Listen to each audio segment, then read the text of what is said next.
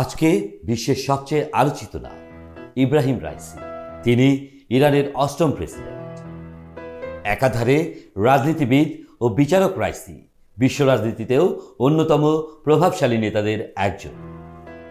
গত 19 মে আজারবাইজান সীমান্তবর্তী এলাকায় জলাধার প্রকল্প উদ্বোধন শেষে ফেরার পথে তাকে বহনকারী হেলিকপ্টার বিধ্বস্ত হয়।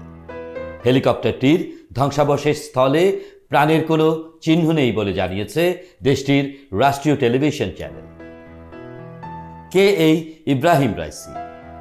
2021 সালে ইরানের প্রেসিডেন্ট নির্বাচনে বিজয়ী হন দেশটির অন্যতম নেতা আয়াতুল্লাহ আলী খামেনির ঘনিষ্ঠ কট্টরপন্থী ধর্মীয় নেতা ইব্রাহিম রাইসি। সে সময় 63 বছর বয়সী রাইসি নিজেকে তুলে ধরেন ইরানের বিদায়ী প্রেসিডেন্ট হাসান রুহানির শাসনামলে চলা দুর্নীতি এবং অর্থনৈতিক সংকট মোকাবেলার জন্য সবচেয়ে যোগ্য ব্যক্তি হিসেবে।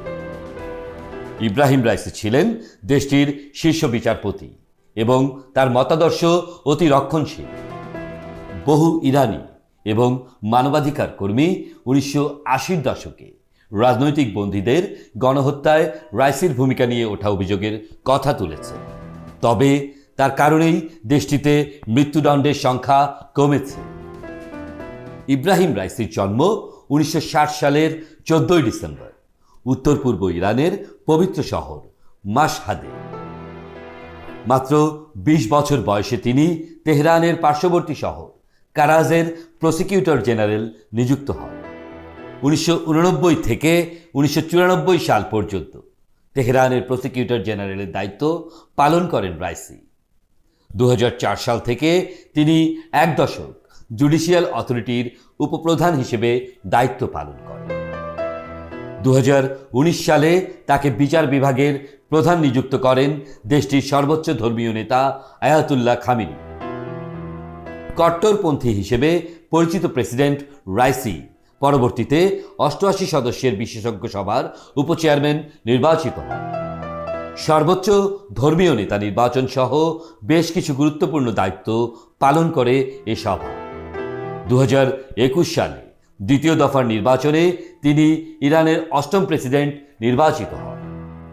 ইব্রাহিম রাইসিকে বহনকারী হেলিকপ্টারটি বিধ্বস্ত হওয়ার পর এর সন্ধান পেতে বেগ পেতে হয়েছিল উদ্ধারকর্মীদের। কুয়াশাপূর্ণ বৈরী আবহাওয়া ও ঘটনাস্থল দুর্গম এলাকা হওয়ায় উদ্ধার অভিযানে দেরি হচ্ছিল। পরে হেলিকপ্টারটি বিধ্বস্ত হওয়ার অবস্থান শনাক্ত করে উদ্ধারকারী দল। ইরানের বিমান দুর্ঘটনার ভয়ঙ্কর রেকর্ড রয়েছে। এর অন্যতম কারণ দেশটি বিমান পরিষেবা দেওয়ার জন্য প্রয়োজনীয় সরঞ্জাম কিনতে পারে না। 1979 সালের বিপ্লবের পর থেকে ইরানের বিরুদ্ধে কোনো না কোনোভাবে নিষেধাজ্ঞা রয়েছে।